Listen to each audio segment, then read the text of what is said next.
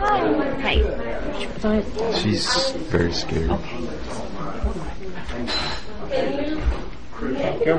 Tell me what's going on. Well, I'm a Christian, and my parents are Muslim. They're extremely devout, and they can't know about my faith. Well, they do now, but they've threatened to kill me. I don't know if you know about honor killing, but this faith that you guys don't understand. Islam is very different than you guys think. They have to kill me. My blood is now halal, which means that because I am now a Christian, I'm from a Muslim background, it's an honor. If they love God more than me, they have to do this. And I'm fighting for my life. You guys don't understand. They don't understand. What did your father say to you? He said he would kill me, or I'm sent back to Sri Lanka where they put me in asylum. He said they go crazy. It's okay. Calm down. I ran away from home. I wrote my parents a note. I said, I refuse to deny Jesus, and He's my Lord and Savior. And I pray you find His forgiveness and mercy, and I love them both dearly. I wrote that, but they never showed it to the police officers. They want me back home. I can't go back to Ohio. You guys don't understand that community. That like, I will die within a week. Like, my life is at stake. But my dad threatened me. I was ready to die. These were my thoughts, that I'll be a martyr for Christ. Let it be so. But the Lord led me here somehow through His grace. I rode on a bus for 27 hours to 30 hours to get here, and so it's been God's hand protecting me the entire time. And but I'm fighting for my life, so if prayers are appreciated. I don't know what, today's my birthday, my 17th birthday, and I might even die. I don't know what's gonna happen to my own life. Like, can you tell me why you ran away? I was threatened by my dad. When my dad found out, I had a Facebook. That's how he found out.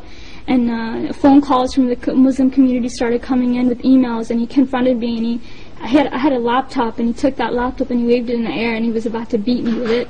And he said, if you have this Jesus in your heart, you're dead to me. You're not my daughter. And I refused to speak, but he said, I will kill you. Tell me the truth. And these words, bad words, he cussed words. And so I knew that I had to get away. A couple of weeks later, even I told my dad that I needed to learn more about Islam because I was scared. And I said that because when I had come to know the Lord, I dropped everything about Islam. I mean, I had to hide my Bible for years. I would go outside to pray. When my dad was asleep was when I went outside to pray. I snuck out to Christian prayer meetings in fear of my life. And finally this day had come where I was confronting my dad. But a couple of weeks later, after I told my dad that I wouldn't follow Islam, but I would learn more about it, he put me class after class after class after class, thinking that that my mind was going to be back in it. But of course not. I mean, I'm a follower of God, Jesus, the true living Jesus. But a couple of weeks later, my mom found a Christian book, and I knew it was then that it was over for me. I had to leave. How did you end up in Florida here? Here?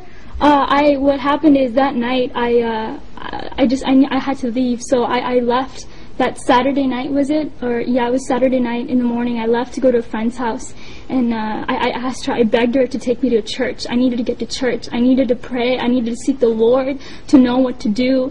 And so that entire day from 7 in the morning to late at night, I prayed and prayed and prayed, and finally I was able to get a ride back home to the person's house. And then I stayed there Sunday night, because my dad was coming back home from his trip that night. And so I stayed there that night, and I just left. I hitchhiked to a bus station, and I got a ticket to Florida because I had met them through a prayer ministry on Facebook. And this was the farthest away from Ohio, and you don't understand. If I had stayed in Ohio, I wouldn't be alive. And so I was able to do that, and I called them from on the bus. I used random, nice people there that I was able to talk to, and I used their phone to call them, and then I came here. Has there been any type of killings at all in your family? Have you ever seen anything like that? I'm not sure, but in 150 generations in my family, no one has known Jesus. I am the first one. So imagine the honor in killing me. Like, there is great honor in that. Because if they love Allah more than me, they have to do it. It's in the Quran. Yes. And you can, give them knowledge about it. Because now... After they finish talking to you. Yeah, so, he really will explain it and break it down. They have to do this. Like, if they just have to. And either they do that or they send me back to Sri Lanka. And there's an asylum. There's an asylum there where they put people like me. Like, they think I'm crazy. And do you really think that this is true, or do you think this is just a threat? There's actually hundreds of cases that are backed like me. Amina and Sarah, they were forced to go back home. They were killed by their dad. Like, this is not just some threat. This is reality. This is truth. This is reality. How many more cases? If you want, there's case after case. There's hundreds of them. I am one. I am one of hundreds. They have to. You guys don't understand. They have to. I don't know what else to say, but they have to. If you want proof, there's hundreds of cases that can validate my story. Even my friends and people from back home, they knew what would happen to me. My own brother knew about my faith, and yet he didn't tell my dad. What does that say? He knew the consequences. He knew. So what do you want at this point now? I want to be with them. I want to be free from my parents. I want to be free. I want to worship Jesus. I want to go to church on Sundays and read my Bible and say Jesus is alive whenever I want to. You guys talk about religious freedom? No, I don't have that. I want to be here and I want to worship Jesus freely. That's what I want. I don't want to die. All right.